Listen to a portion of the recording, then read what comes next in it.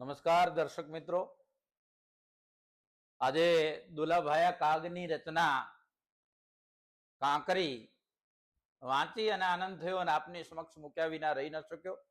ગાવાનો પ્રયત્ન કરું છું. ઘણું તો સારું નથી, પણ આપ સૌના પ્રેમથી અપેક્ષા છે કે આપ વધાવી લેશો.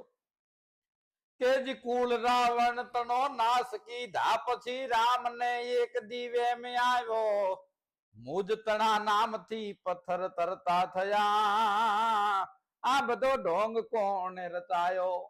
લંકાનો યુદ્ધ જીત્યા પછી ભગવાન રામને સેતુબંધ બાંધ્યા પછી પાછા એક દિવસ વિચાર આવ્યો કે મારા નામથી આ બધા પથ્થર તરતા હતા, તો આ બધો આ ખેલ રચાયો કોણે? અને એ જ વિચારમાં આપ્યું ભા થયા ને કોઈને નવ પછી સાથ લાવ્યા, સર્વથી છુપતા છુપતા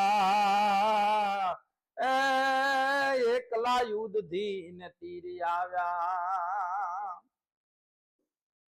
ચતુર હનુમાનજી બધું સમજી ગયા ને ચાલ્યા શ્રી રઘુનાથ પેલે, રામનો દાસ એ વેરીના વતનમાં, એ રામને એકલા કેમ મેલે.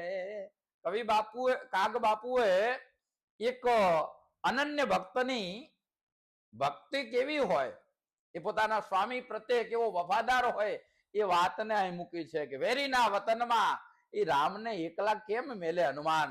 એ તો પરમ ભક્ત છે એનો. એટલે ચતુર હનુમાનજી બધું એ સમજી ગયા ને ચાલ્યા શ્રી રઘુનાથ પેલે, રામનો દાસી એ વેરીના વતનમાં, એ રામને એકલા કેમ મેલે. અને તીર સાગરે વીર્યું ભારયા, કોઈ થી જાણીએ હોય ડરતા, હાથમાં કાંકરી એક લીધી પછી, એ ચહુ દિશામાં રામજી નજર કરતા. અને ભગવાને અખતરો કરવા માટે કે મારા નામથી પથ્થર તરતા હતા, હાથમાં એક કાંકરી લીધી અને એને ફેંકવાનો સમુદ્રમાં વિચાર કર્યો. અને ચોરની જેમ હનુમાન સંતાઈ અને વૃક્ષની ઘટાથી નિરખે છે, ચિત્તમાં કપીને વિસ્મય થયું, એ આ રઘુનાથજી શું કરે છે? મારો અખિલ બ્રહ્માંડ નો માલિક રામ કરે છે શું? હાથમાં કાંકરી લઈને, અને પછી હાથમાં ભગવાને કાંકરી લીધી, સમુદ્રના અંદર ફેંકી, પણ ફેંકતા કાંકરી તુર્ત તળીએ ગઈ ને તો સાગરે હોય જાણે લૂંટિયા, રામ પોતા થકી હોઠા પડ્યા ને પછી શરમના શેરડા મુખ છૂટ્યા.